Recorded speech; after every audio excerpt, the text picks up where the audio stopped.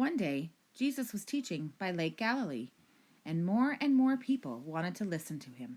He would often speak to the people for hours at a time, but because he was so interesting, no one noticed the time passing by. The day wore on, and by sunset, 5,000 were still gathered around him. They were all very hungry.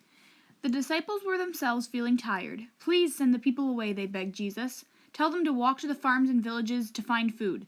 But Jesus replied, Why don't you give them food? The disciples were puzzled. Where can we get enough food to feed this crowd? They asked. Just then, Jesus' disciple Andrew stepped forward. This little boy is offering his food to Jesus, he said.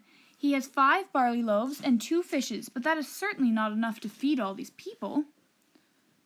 Jesus said, Tell everyone to sit down. The disciples went off to do just as Jesus had said. Jesus turned to the little boy. He took the loaves and fishes and thanked God for them. Then he gave the food to the disciples, who broke it up and handed it out to the people. Everyone ate as much as they needed and soon felt full. When they had finished, Jesus said to the disciples, Gather up the leftovers.